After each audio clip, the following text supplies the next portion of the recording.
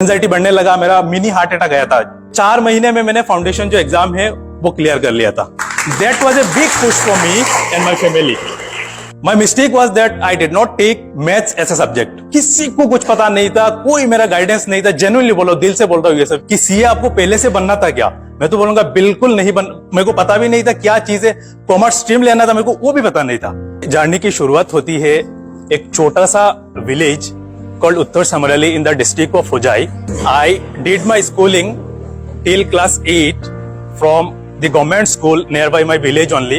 Then my parents sent me to a Jatiya Vidyalaya, Chaudhary Vajra Jatiya Vidyalaya, and from there I passed my class 10th examination. So I was the student of Ajmal Senior Secondary School Hojai, session 2014 to 16.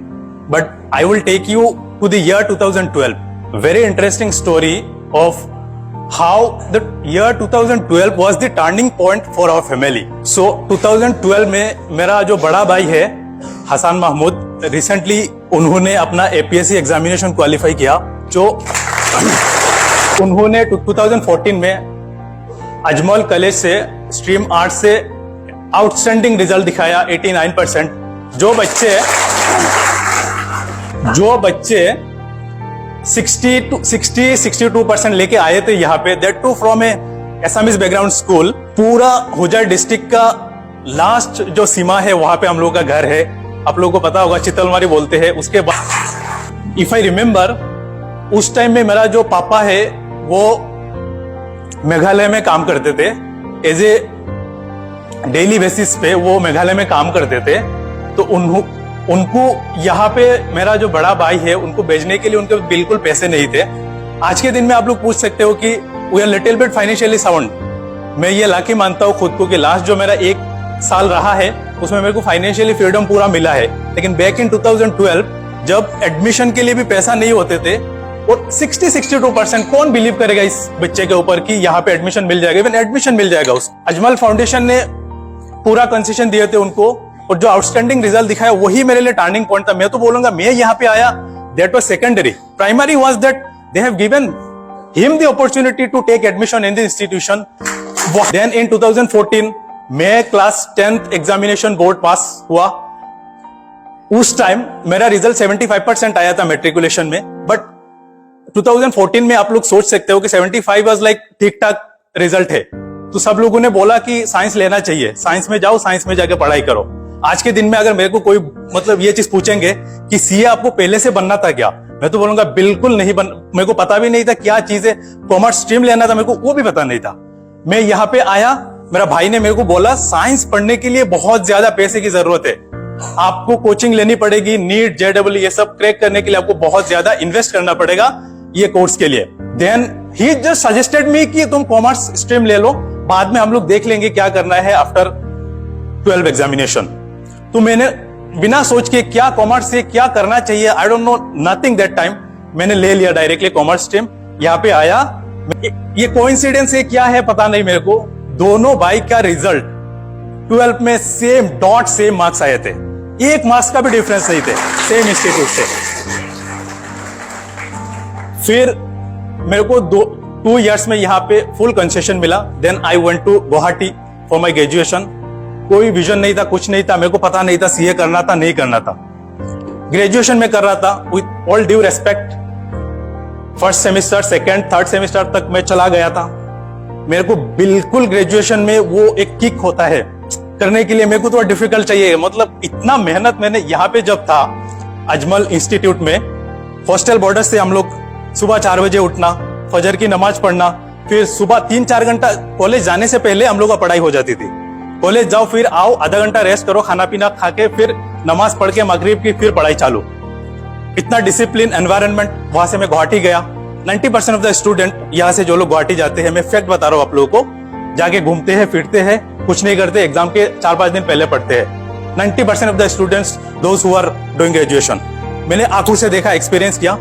मेरे को उस time मैंने सोच लिया कि मैं जो कर रहा हूँ मेरे को ये इसमें बिल्कुल मजा नहीं आ रहा है। मैं जो भी बीकॉम कर रहा हूँ विद ऑल ड्यू रेस्पेक्ट, बिल्कुल कुछ नहीं है, सिलेबस नहीं है। लोग 10-15 दिन पहले पढ़ते हैं ग्रेजुएशन के लिए, मतलब 2 सेमेस्टर एग्जाम्स आते थे। Then I was in 3rd semester. वो भी एक कोइंसिडेंट था, मेरा एक फ्रेंड था, वो 10 दिन में 15 दिन में एक बार कॉलेज आते थे।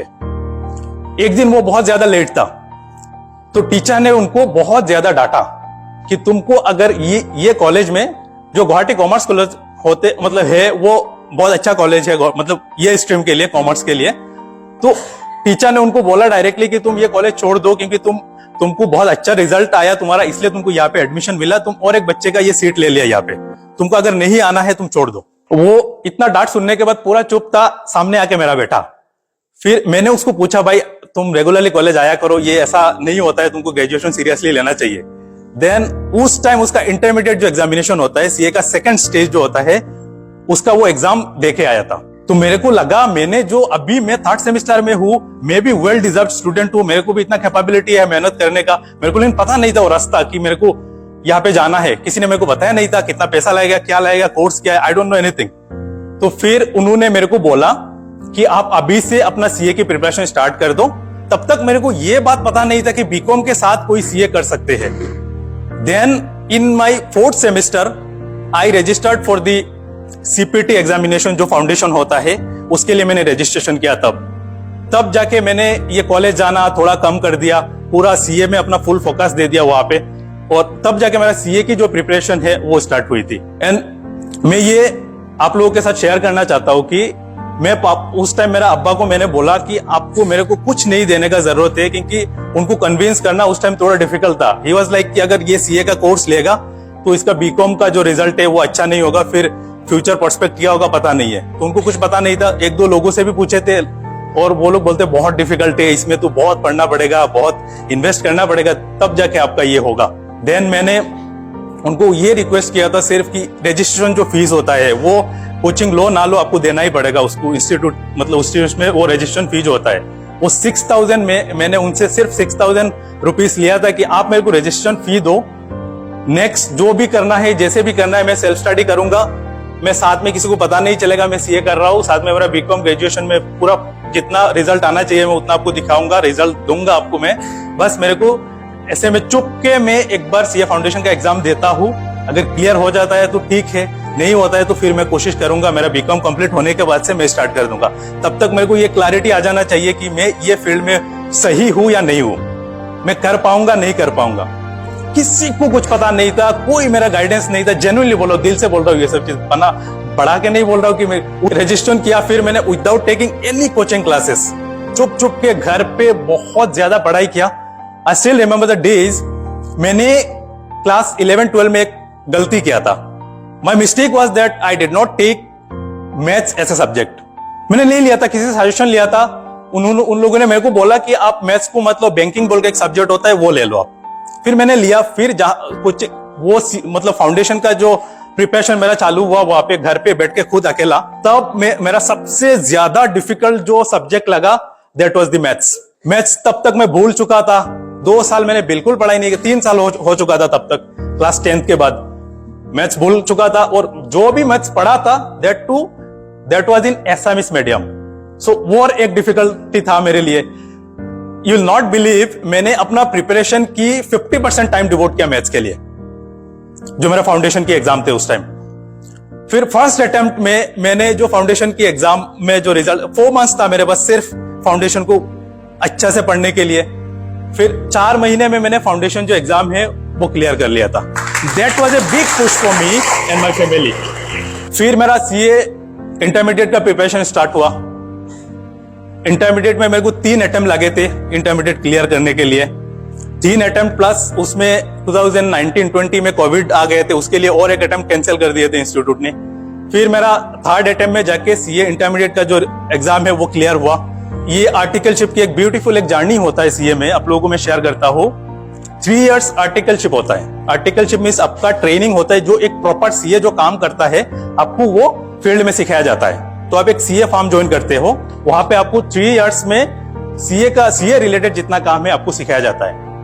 मैंने एक बहुत अच्छा सा फार्म गुवाहाटी में वहां पे ज्वाइन किया था एज एन आर्टिकल असिस्टेंट। तो वहां पे मैंने 1.5 साल किया। 1.5 साल में मेरे को एक चीज पता चला, पता नहीं वो अल्लाह की लाख लाख शुक्रिया अदा करना चाहता हूँ, टाइम के साथ सब कुछ सही ऐसा चला गया। 1 साल कंप्लीट होने के बाद मेरे को पता चला ये इंस्टीट्यूट का और एक प्रोग्राम होता है कि आप 18 मंथ्स कर लो आर्टिकलशिप, फिर आपको एक इंडस्ट्रियल ट्रेनिंग का एक्सपीरियंस मिलता है, आप 18 मंथ्स का इंडस्ट्रियल ट्रेनिंग एक्सपीरियंस ले सकते हो। Nobody was ready from my CA form, जितने भी मेरा कलीग्स थे कोई रेडी नहीं थे वो सब में जाने के लिए। सब लोग अपने कंफर्ट जोन में थे, घर से भाई आ रहा हूँ यहाँ पे गुवाहाटी सामने है, कर रहा हूँ अपना आर्टिकलशिप, सब कुछ सही मतलब चल रहा है। हम लोग को वो बाहर नहीं जाना है, मुंबई दिल्ली बेंगलोर नहीं जाना है जाके, अभी कॉर्पोरेट में नहीं जाना है सीए बनने से पहले। देन आई डिसाइडेड कि ये 1.5 साल में मैंने जो सीख लिया सीए का बेसिक्स काम जो होते हैं, ऑडिट टैक्सेशन जो भी है, ये सब सीख के मेरे को लगा कि अभी जैसे आर्टिफिशियल इंटेलिजेंस बहुत सारा चीजें आ रहा है, उसमें रिप्लेसमेंट बहुत ज्यादा हो रहा है लोगों का।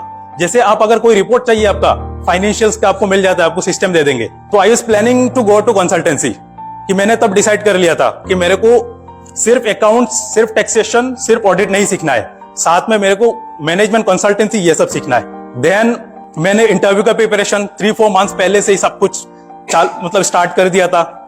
मेरा आर्टिकलशिप चल रहा था, दिन भर मैं काम करता था ऑफिस में।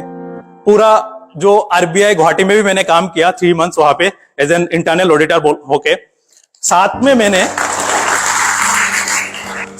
मैंने जो अपना इंटरव्यू का प्रिपरेशन है, किसी को फार्म में किसी को पता नहीं था, मैं अकेला अकेला चुप चुप के रूम पे आके प्रिपरेशन करता था कि मेरे को कोई अच्छा कंपनी मिल जाए बाहर, जहां पे जाके मैं 18 मंथ्स का जो इंडस्ट्रियल ट्रेनिंग एक्सपीरियंस होता है कॉर्पोरेट का वो मैं ले सकूं।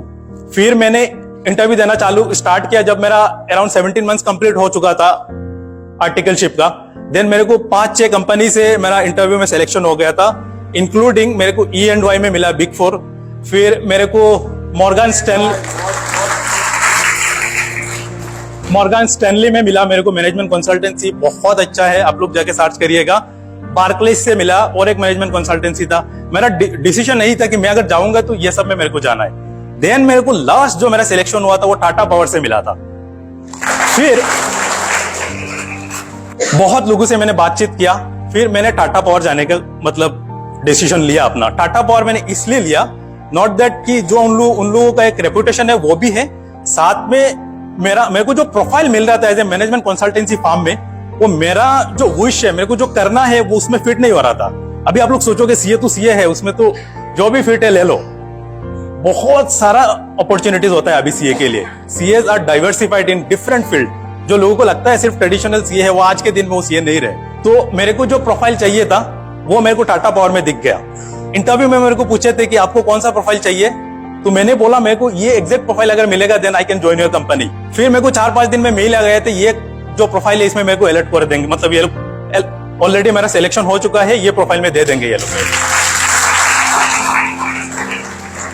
फिर जो प्रोफाइल था that was business valuation and merger and acquisition profile, जो स्ट्रेटेजिक फाइनेंस में स्ट्रेटेजिकली बिजनेस को पूरा देखते हैं, पर्सपेक्ट क्या है बिजनेस का, सब कुछ देखते हैं। तो उसमें गया, मेरा बहुत अच्छा अपॉर्चुनिटी था मेरे लिए, बहुत अच्छा एक्सपीरियंस था। 1.5 साल वहां पे मैंने नॉट ओनली मैंने सिर्फ जो अपना सीए का काम वो सब सीखा, ठीक है, उसके साथ में मैंने बहुत सारा सेशन अटेंड किया, लाइक सीएफओ का जो मीटिंग्स होते थे, बैंक ऑफ अमेरिका आप देख लो, फिर डेलोइट देख लो, E&Y देख लो, जितना भी कंसल्टेंट है सब लोग आके बैठते थे, पूरा ओपन टू ओपन डिस्कशन, वो सब में मेरे को अपॉर्चुनिटी मिला एज ए ट्रेनी। देन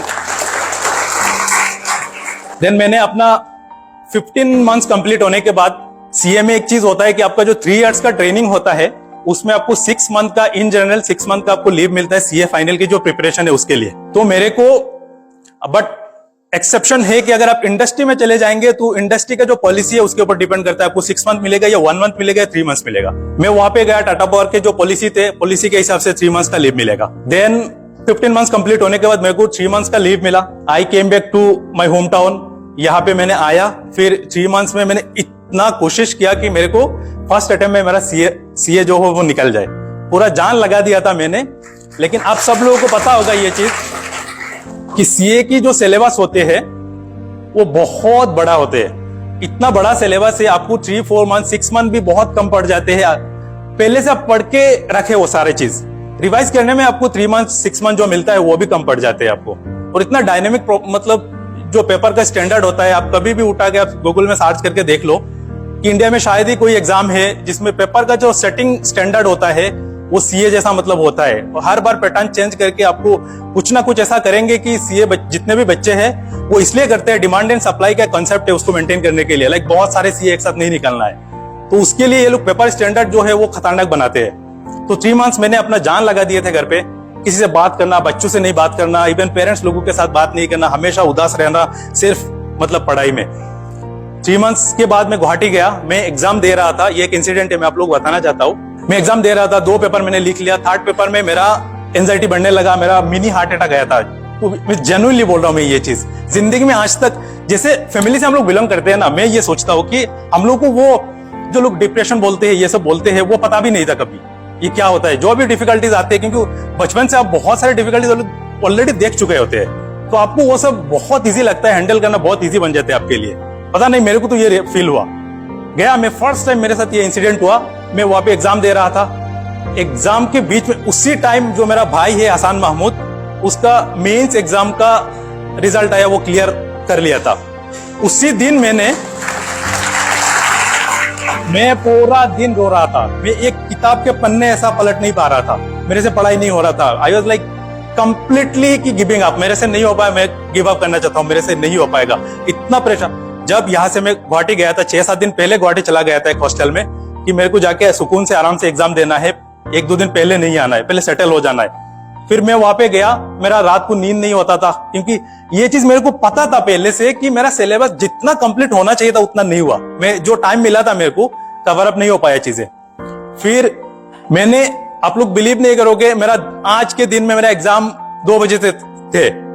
पूरा रात मैंने पापा के साथ बात करते करते रो रहे थे कि मेरे से नहीं होगा, मेरे से नहीं होगा, मैं छोड़ना चाहता हूँ, मैं घर पे आना चाहता हूँ, नहीं तो मैं एग्जाम नहीं दूंगा, अभी कहीं भी हालत में मैं एग्जाम नहीं दे पाऊंगा। फिर मैं उसी दिन, आज के दिन में मेरा एग्जाम है, मेरा एग्जाम चल रहा है, मैं घर पे आ गया। ये इसलिए हुआ था, मैं नहीं बोल रहा हूं कि सिर्फ मैंने पढ़ाई नहीं किया था इसलिए नहीं होता, पढ़ाई तो किया था, कंप्लीट थोड़ा बहुत रह गया था, ये प्रेशर के कारण नहीं हुआ। मेरा जो नींद जितना होना चाहिए था, एटलीस्ट 3-4 आवर्स तो सोना चाहिए आपको, 4-5 आवर्स तो मिनिमम चाहिए ना आपको, इतना बड़ा एग्जाम के लिए प्रिपेयर कर रहे हो, वो मेरा कंप्लीट नहीं हो पाता था। रात को मेरे को दिमाग में, पता नहीं किसी को आता है कि नहीं, अगर बहुत ज्यादा कंटेंट अपने दिमाग में ले लिया रात को, वो सब चलता रहता है दिमाग में, तो वो मेरा ये सब चीजें होने लगा उस टाइम। बाद में मैं इतना कंटेंट, ओवर कंटेंट हो गया कि मैं एग्जाम में जाने के लिए भी मैं रेडी नहीं था बिल्कुल। घर आ गया मैं, एक एग्जाम गया मेरा, मैं एग्जाम नहीं दिया। घर पे आया, मेरा मेडिकेशन स्टार्ट हुआ, जो भी है पूरा मेडिसिन लेना स्टार्ट कर दिया मैंने। 1.5 दिन मैंने सोया। क्या एग्जाम है, मेरा अब्बा ने बोला कि सब कुछ अभी भूल जाओ, 6 महीने के लिए कुछ नहीं होगा, फिर एग्जाम दे दोगे आप। फिर मैंने घर पे नेक्स्ट डे में उठ के फिर एग्जाम देने चला गया। 1.5 दिन रहने के बाद फिर मैंने मेरा भाई को बोला कि चलो आप मेरे साथ, मैं एग्जाम देना चाहता हूँ। गया, मैं एग्जाम दिया, वहां पे मेरा एग्जाम क्लियर नहीं हुआ, कुछ भी क्लियर नहीं हुआ था मेरा उस अटेम्प्ट में। फिर मैंने नेक्स्ट अटेम्प्ट दिया, नेक्स्ट अटेम्प्ट में मेरा 6 मार्क के लिए मैं सीए नहीं बन पाया। एक ग्रुप मेरा निकल चुका था, 5 पेपर मेरा हो गया था, 3 पेपर मेरा रह गया था। फिर अभी जो ये अटेम्प्ट हुआ, इसमें मैंने अल्हम्दुलिल्लाह दिया और मेरा एग्जाम निकल गया, और फाइनली मतलब बहुत बड़ा रिलीफ है।